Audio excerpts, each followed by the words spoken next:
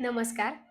आपली जी वृंदावनची ट्रिप आयोजित आपण केलेली आहे, 30 ऑगस्ट ते 8 सप्टेंबर या दरम्यान.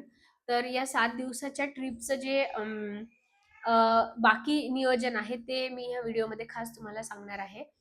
बाकी नियोजन म्हणजे जी मंडळी पहिल्यांदा माझ्याशी जोडले जात आहेत, त्यांना एक थोडक्यात आयडिया यावी म्हणून, की माझ्या ट्रिप्स कशा असतात.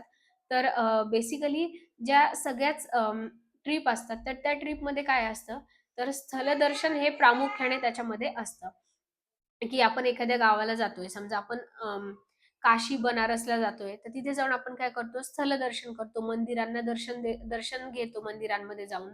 मंदिरांना भेटी देतो, विविध स्थानी भेट देतो. अशा प्रकारचं त्याचं स्वरूप असतं. पण मी जे आहे, तर मी हे जे पर्यटन यात्रा सुरू केली आहे, तर माझं हा यात्रा सुरू करण्याचा उद्देश मात्र खूप वेगळा आहे. त्याचं कारण आहे, की माझी स्वतःची अशी इच्छा आहे किंवा मी स्वतः सुद्धा आजपर्यंत जे पर्यटन केलेलं आहे, तर या पर्यटनामध्ये मी त्या पर्यटन स्थळी जाऊन, म्हणजेच त्या धार्मिक स्थळी जाऊन आध्यात्मिक साधना सुद्धा केलेल्या आहेत.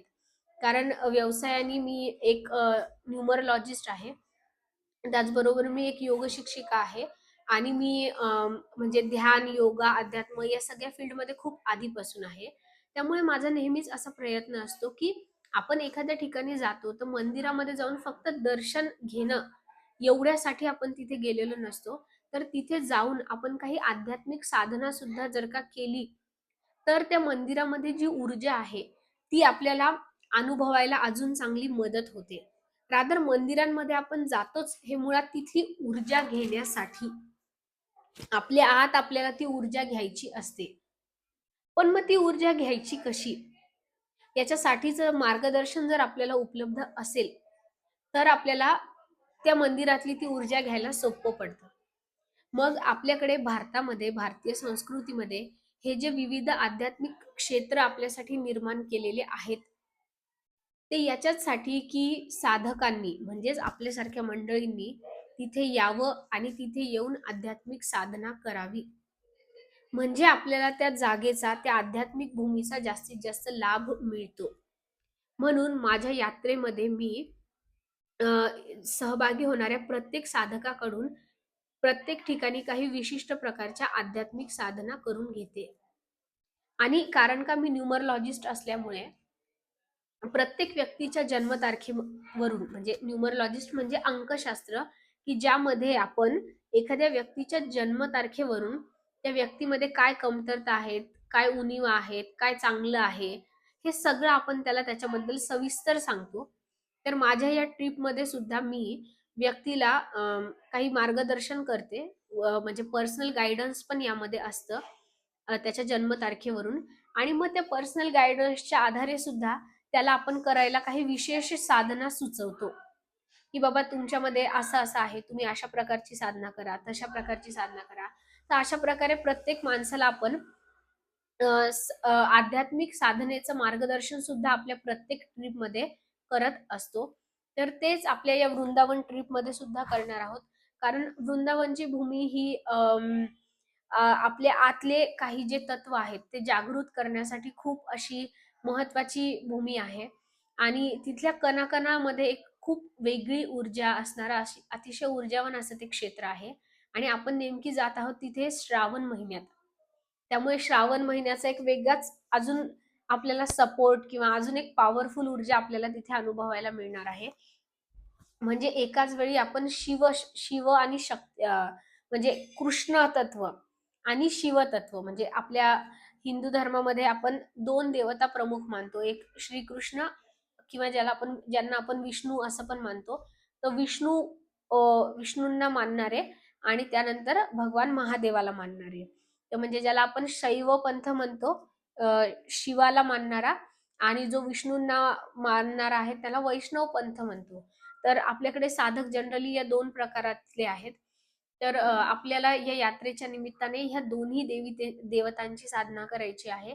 कृष्ण तत्वाची पण, म्हणजेच ज्याला आपण लक्ष्मीकारक म्हणतो. आपल्या आयुष्यात आपल्याला जी काही भौतिक प्रगती करायची आहे, तर त्या भौतिक प्रगतीसाठी आपण जनरली विष्णूंची उपासना करतो. कारण आपल्याला माहिती विष्णू आणि पार्वती, सॉरी विष्णू आणि लक्ष्मी माता.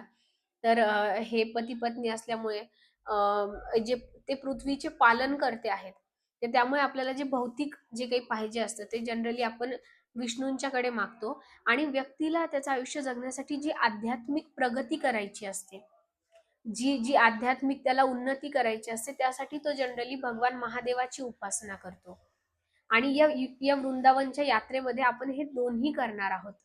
एक साधक म्हणून, की आपल्याला भौतिक आयुष्य जगण्यासाठी जे काही यश पाहिजे, जे काही वैभव पाहिजे, जी काही संपन्नता पाहिजे, ज्याला आपण भौतिक सुखसोयी म्हणतो.